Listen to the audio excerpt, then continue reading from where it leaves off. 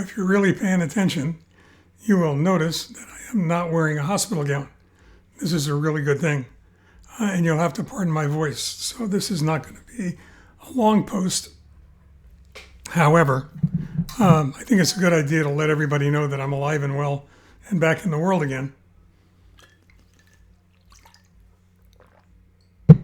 This is the 27th of December. I have the police out looking for whoever stole this year. It is Journal 254 and T+269. So we lost probably close to 2 weeks while I was in the hospital. And you might notice that I've titled this H is for home and home is for healing. I've come to the conclusion after having been in the hospital twice within the last couple of weeks that hospitals are designed to do the best they can to arrest the natural course of whatever is going on inside your body, to stop whatever disease is happening or whatever condition is threatening to do you in, and they're there to stabilize you and get you to the point where you can actually go home and heal. So I wanted to be sure and say that H is for home and home is for healing, because I think that's where it has to happen. Now, for those of you who are wondering what exactly went on, we went into the hospital, as I mentioned, with a fever. And fevers are very dangerous when you don't have an immune system because they indicate bacteria or viral infections or an assault on the body that the body's trying to combat. After 3 days of ruling out all kinds of things and just about every bacteria blaster and viral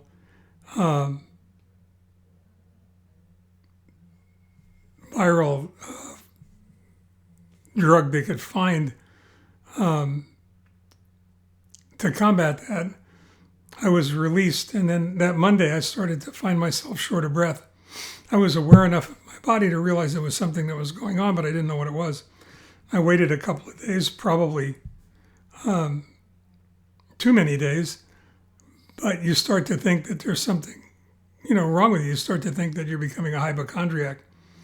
And you were just in the hospital and they were looking at just about everything they possibly could and they couldn't find anything. So you figure, well, maybe there's nothing there anyway. That wasn't the case. It got worse. And it got worse to the point where we finally went back to Arcadia Methodist, where they stabilized me and confirmed that I had blood clots in my left leg and bilateral pulmonary embolisms, both of which are really dangerous, especially if they break apart and they start to move through the body. So the first thing that they do is they put you on, they immobilize you. When I say immobilize you, you're not supposed to get out of bed at all, period, which is really not a lot of fun. It's uncomfortable. It's certainly not very dignified.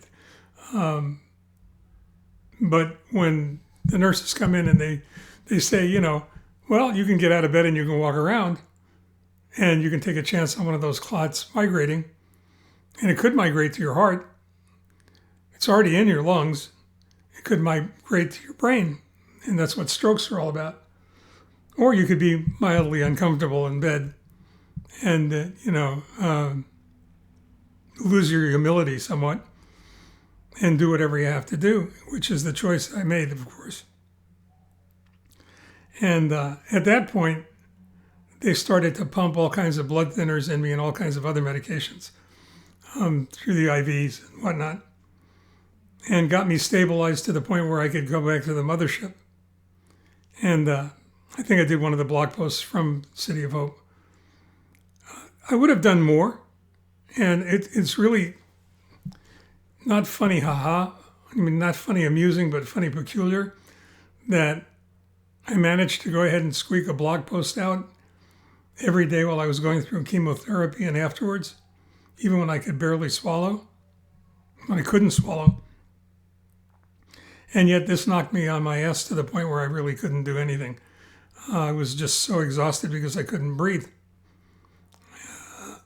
Something I know a little bit about because that's how my symptoms for the primary myelofibrosis started out. In any case, I'm feeling better. I'm on the right track. I got to get up and dance or exercise every hour on the hour. Can't remain seated for more than an hour. I've taken up dancing in between, which thoroughly amuses Leslie. And the first set of Yang Tai Chi, which takes about, if done right, about 10, 12 minutes. And that gives me peace. And I appreciate that. To everyone who has written, to everyone who has shared thoughts and prayers, everyone who has wished me well and a good holiday, you have no idea how deeply appreciative I am and how grateful for all of you.